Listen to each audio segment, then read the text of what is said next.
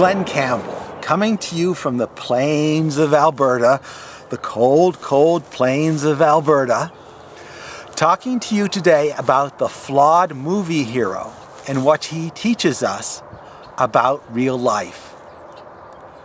Most of the best movies, the movies that you remember, are about a flawed hero who faces a conflict and has to overcome that conflict, that challenge.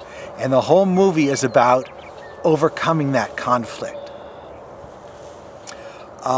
Back in the old days of movies, it was just a melodrama. There were the good guys and the bad guys, and the good guys and bad guys fought it out, and the good guys won at the end.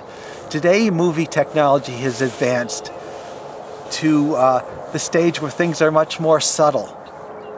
There's not good guys and bad guys so much as there is a hero with flawed characteristics.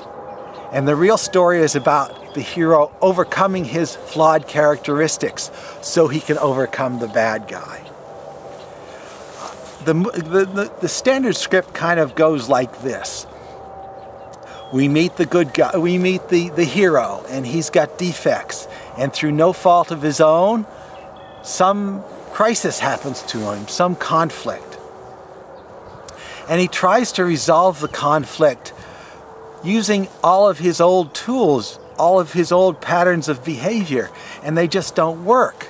They end up making things worse until we're propelled into a great conflict with the opponent, and it seems that the hero is lost.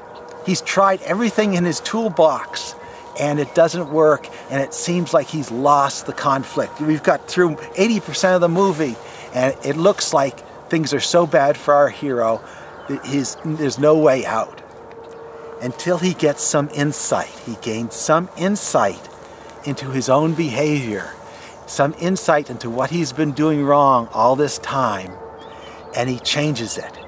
And once he gets that insight, then he can grab the tools that are at his disposal that he didn't see before, and he can use them to patch together a solution which finally defeats the villain.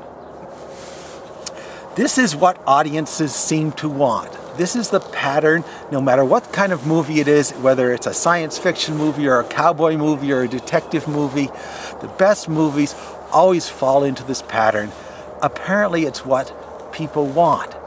And there's good reason for that, because it's the prototype pattern of how people change in real life.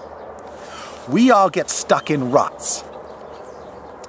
We have patterns of behavior that have worked for us in the past, and we keep doing them, even though they're dysfunctional, just like an alcoholic goes out and drinks every Saturday night, because it's a pattern that works for him. It's a pattern that's comfortable.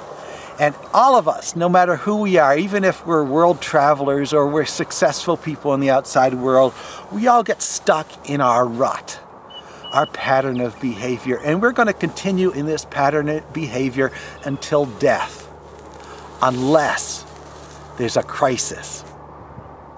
And that crisis is what's going to kick us in the ass to change ourselves. Or it could destroy us. The crisis could destroy us. But hopefully the crisis is a situation that kicks us in the ass and makes us look at ourselves and ask, what have I been doing wrong? What is wrong in my pattern of behavior that needs to change? Once you switch that switch in your head, suddenly a whole new range of possibilities open up to you, and you can defeat whatever conflict has come upon you. So the movies mirror real life, and maybe we like this kind of resolution because it's something that applies to us. We all need to find that thing that we're doing wrong and change it to resolve the conflicts in front of us. A movie is very unrealistic. Things are going to happen in a movie that never happen in real life. Coincidences happen in movies that couldn't possibly happen in real life.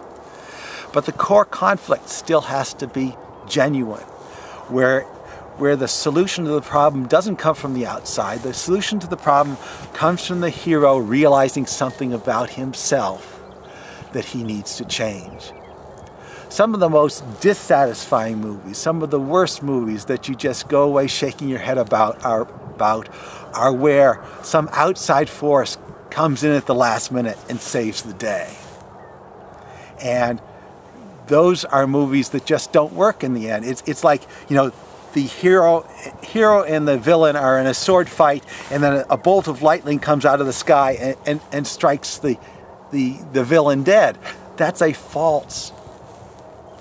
That is a false resolution. The real resolution is when the hero and the villain are in a sword fight, and the hero suddenly realizes something. Hey, I've been doing this sword fight all wrong. I have to do things differently. He changes his tact, and that's the little bit that he needs to defeat the villain and to save the day. There's always a shift at the end. There's always a point where the hero realizes his flaws and makes a change. Unfortunately, in real life, it usually doesn't happen. People don't realize their flaws, and they continue till death along the same patterns. Hopefully for you and I, we recognize at some point what we've been doing wrong. For most of us, it takes a big crisis. We need to be facing divorce or a bankruptcy or some real catastrophe before we'll change. Mostly, when we're facing those kind of big things, we usually do change. We usually pull it off. But ideally in life, you want to not have to wait for the big crisis before you change, but to recognize with little crises what you need to do to change. So the movies, to me, for example, have been a great help in my life in watching how fictional heroes resolve their problems. It helps in some way to help me resolve my problems, recognizing that I'm a hero in my own life. I'm a flawed hero in my own life who needs to change. We all need to change. We're all stuck in patterns of behavior that don't work, and we need to see what we've been doing wrong, and we need to change it if we're going to win in our own movie. This is Glenn Campbell from the plains of Alberta, and I'm going to get warm somewhere right now.